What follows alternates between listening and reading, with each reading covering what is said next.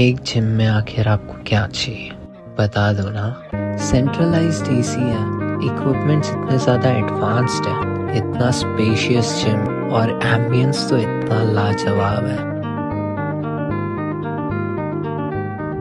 Election के बाद लगभग 6 महीना हो गया।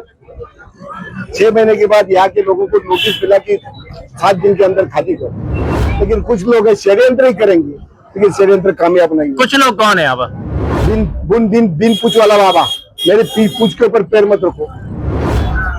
बिन पूछ वाला बाबा कौन है आप ढूंढिए, जिन्होंने परसों स्टेटमेंट किया षड्यंत्र, और जिन्होंने भीम कॉलोनी को एक आदर्श कॉलोनी बताया था। ये भीम कॉलोनी मतलब पूरे उल्लासनगर को भीम कॉलोनी बनाना चाहता है। जो विषय 20 नवंबर 2025 को आया, ये आने वाला नोटिस आने का आप इंतजार कर रहे थे। नमस्कार दर्शकों, मैं नीरज अरवानी हर दिन अग्निपथ के नए सत्र में आप सभी दर्शकों का हार्दिक स्वागत करता हूं। चलिए रुक करते हैं खबर की ओर।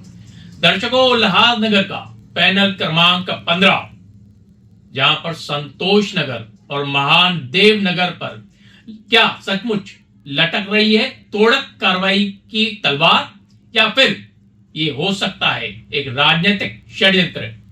हम आपको बता दें, भारतीय जनता पार्टी और शिवसेना के बीच इसी बात को लेकर आरोप प्रत्यारोप का दौर पूरी तरह से शुरू हो चुका है। संतोष नगर व महादेव नगर को महानगर पालिका की तरफ से कुछ ही दिन पहले एक नोटिस जारी किया गया था। इस नोटिस को लेकर पैनल क्रमांक 15 में पूरी तरह से राजनीतिक गरमाई हुई है। क्या कहना है इस विषय पर भारतीय जनता पार्टी के नेता धनंजय बोडारी, जो पूर्व नगर सेवक भी थे इसी पैनल के, और भारतीय जनता पार्टी के नेता प्रदीप रामचंदानी का, आइए आपको सीधे सुनाते हैं। अब आज महादेव नगर, संतोष नगर, इनके ऊपर जो है तोड़क कार्रवाई का खतरा मंडरा रहा है। आखिर ये पूरा विषय है क्या?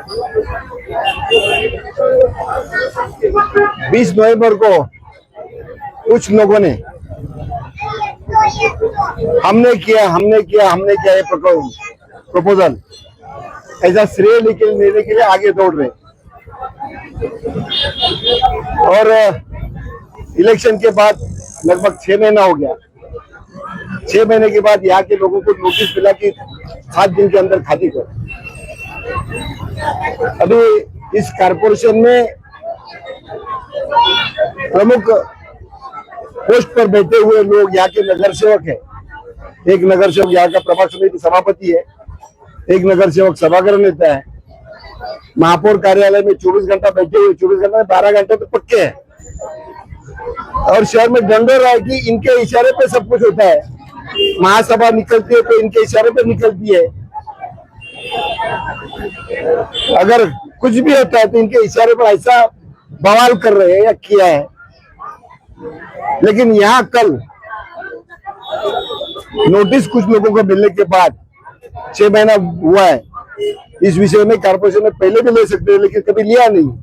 इस वार्ड के, इस नगर से, इस प्रभाग के प्रतिनिधि करके हमारे लोगों का क्या होगा? यहाँ के लोग विस्थापित होने के बाद उनकी क्या योजना की है? ये 6 महीने में कभी उपस्थित मुद्दा नहीं किया। लोगों को नोटिस आने के बाद इधर आए, और माजी नगर सेवक ने षड्यंत्र किया है, और उनका षड्यंत्र मैं सफल होने नहीं दूंगा। इस तरीके का बनाव गुमराह यहाँ के लोगों को करने का कोशिश किया, उसका जवाब आज मुझे देना पड़ा। देने की जरूरत नहीं थी, क्योंकि यहाँ के लोग जानते हैं कि 20 नवंबर 2025 को भी मैंने ये स्टेटमेंट किया था कि अगर ये योजना करनी है तो यहाँ के लोगों को पहला उसमें अंतर्भुक्त करो। उनका क्या करेंगे? वो यहाँ से पनवेल या दूसरी जगह जाएंगे नहीं। तो प्रधानमंत्री आवास योजना है, प्रधानमंत्री ने उसी लोगों को, किसी भी लोगों को विस्थापित करने के लिए नहीं किया है, लेकिन जो यहाँ के विस्थापित है उनका उसमें अंतर्भुक्त हो, इस तरीके की भावना मैंने वो टाइम व्यक्त की थी। लेकिन कल उन्होंने कुछ अलग स्टेटमेंट दे दिया था क्रेडिट लेने के लिए। फिर से क्रेडिट, काम कुछ नहीं, वो टाइम भी क्रेडिट के लिए। अभी हमारा षड्यंत्र ऐसा बता, इसका जवाब देने के लिए और लोगों को समझाने के लिए। लोग समझ गए थे, लोग मेरे पास आए, आप बताओ। इसके लिए इसका जवाब दिया है। ये षड्यंत्र उनका हम सफल होने नहीं देंगे। हम षड्यंत्र करते नहीं, उनको काम करने के लिए मुबा है, काम करो, विकास करो, लेकिन इस तरीके का विनाश मत। धनंजय जी, क्या लगता है आपको, कहीं न कहीं इस मुद्दे को लेकर धनंजय बोडारे की छवि जो है खराब करने की कोशिश की जा रही है? पूरी राजनीति है, धनंजय बोडारे में उस टाइम बोला था जिस दिन निकालने लगा था कि हम सोशल, हमारा जो पिंड है सोशल का है, सामाजिक, इसके लिए नगर सेवक है तो भी नहीं है तो भी सामाजिक, सांस्कृतिक, शैक्षणिक और बाकी ये प्रोग्राम साल भर चालू है। जैसे उसमें से एक 25 तारीख को है जो आषाढ़ी वारी हर साल निकलती है, वो भी प्रोग्राम है। तो हम सोशल करते हैं, लेकिन कुछ लोग षड्यंत्र ही करेंगे, लेकिन षड्यंत्र कामयाब नहीं। कुछ लोग कौन है अब? अभी जो मैं बताया, बिन पूछ वाला बाबा, मेरे पूछ के ऊपर पैर मत रखो, तो वो बाबा कौन है आप ढूंढो। आपने किसी की पूछ पे पाँव रखा है क्या? पूछ के ऊपर पाँव नहीं रखता, पूछ के ऊपर पाँव। अभी पूछ किसको है? आदमी को अगर पूछ नहीं रहती, मुझे तो मालूम है। बिन पूछ वाला बाबा कौन है आप ढूंढिए, जिन्होंने परसों स्टेटमेंट किया, षड्यंत्र, और जिन्होंने भीम कॉलोनी को एक आदर्श कॉलोनी बताया था। ये भीम कॉलोनी मतलब पूरे उल्लासनगर को भीम कॉलोनी बनाना चाहता है, इस तरीके का उनका एक मानस है, ऐसा मुझे लगता है। अरुण आश्रम ने अपने वक्तव्य में स्पष्ट कहा है कि पहले पुनर्वसन की आने वाली महासभा में ये विषय लाएंगे और किसी को भी डरने की जरूरत नहीं, ऐसा कुछ है क्या? आप 6 महीने से आप क्या कर रहे थे? जो विषय 20 नवंबर 2025 को आया, ये आने वाला नोटिस आने का आप इंतजार कर रहे थे, लोगों का मीटिंग लेने का इंतजार करते, उसके बाद आप आज तक क्या किया? मीटिंग का एजेंडा अभी निकालते, 6 महीने से क्यों नहीं निकाला? एक एजेंडा निकालने के लिए स्वीकृत सदस्य का बीजेपी के 34 नगर को विषय देना पड़ता, फिर भी आप नहीं निकाल सकते।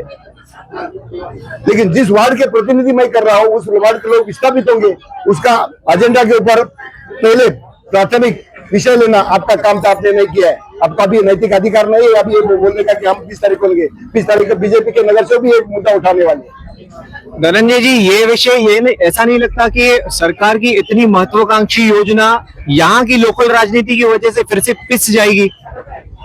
कोई राजनीति के लिए ऐसे गलत लोग अगर आएंगे तो ये होने वाला। अच्छा मुद्दा है, अच्छा विषय है, बस लोगों को उसमें शामिल करने का है, लेकिन पॉलिटिक्स के लिए लोगों को गुमराह करने का। इसके लिए मैं बोलने वाला नहीं था, लेकिन वो टिप्पणी की और ये लोगों को गुमराह किया, इसके लिए मैं आज उसका स्टेटमेंट किया है। लेकिन वो करे नहीं करे, बीजेपी के सभी नगर सेवक इस विषय को यहाँ के लोगों को विस्थापित नहीं होने देंगे, ये मैं वचन दूंगा। प्रदीप जी, शिवसेना भारतीय जनता पार्टी की महायुति है, लेकिन आपको लगता नहीं है कि महायुति में अब भी काफी सारे मतभेद हैं? देखिए, मतभेद हैं। हमने हर बार ये कहा है कि मतभेद की शुरुआत कौन करता है? किसने ये कहा कि भारतीय जनता पार्टी के किसी कार्यकर्ता ने षड्यंत्र करके महादेव नगर के 25 लोगों को नोटिस भेजा? यह किसने शुरुआत की? अगर कोई शिवसेना का बड़े पद पर बैठा हुआ व्यक्ति ऐसे हमारे कार्यकर्ता पर आरोप लगाएगा तो उत्तर तो देना पड़ेगा।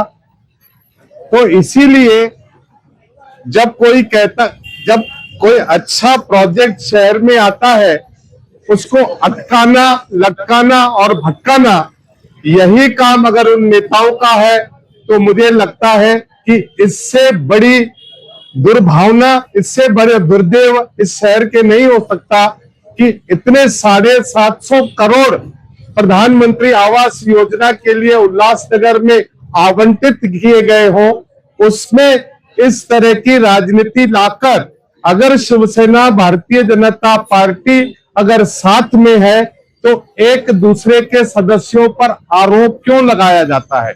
और आरोप कौन लगाता है? वह जो प्रस्तावित है, जो बड़े बड़े पदों को भोग रहा है और जो यहाँ का स्थानीय नगर सेवक है, वह परास्त हुए भारतीय जनता पार्टी के नगर सेवकों का ऊपर साजिश का आरोप लगाता है। तो इससे बड़ी विडंबना क्या हो सकती है? प्रदीप जी, क्या आपने संज्ञान लिया है कि आखिर ये नोटिस जो है महादेव नगर, संतोष नगर में निकाले, वे किसके इशारे पर निकाले गए? क्या आपने कुछ संज्ञान लेना चाहा भारतीय जनता पार्टी के नेता होने के नाते? देखिए, हाथ कंगन आरसी क्या? अब मैं बोलूं कि भाई आपको कि ये धनंजय बोडारे ने निकाले हैं, कैसे निकाल पाएंगे? वो महासभा में जाते नहीं, वो महानगर पालिका के सदस्य नहीं। आप तो सभागृह नेता है, गट नेता है, महापौर है, स्थायी समिति अध्यक्ष है, प्रशासन पूरे आपके हाथ में है, और यहाँ तक कि वार्ड का जो यहाँ का वार्ड का जो अध्यक्ष है वार्ड, वो भी आपका ही नगर सेवक है। उसके बाद भी नोटिस बजाना, तो मुझे वो अभी बाबा जी ने कहा सोने का वो डायलॉग याद आ सकता है कि गब्बर को अगर कोई गब्बर से कोई अगर बचा सकता है तो खुद गब्बर, और उसके बदले अगर 2 मुट्ठी अनाज लेता है तो क्या गलत होता है? तो मैं कहता हूँ बिल्कुल गलत नहीं। अब वो 2 मुट्ठी अनाज को क्या चाहिए ये ढूंढना पड़ेगा। गब्बर कौन है प्रदीप जी? अब तो इससे ज्यादा खुला मैं नहीं बोलूंगा, जरा आप भी चौथे स्तंभ है लोकतंत्र के, आपका भी खोजना काम है।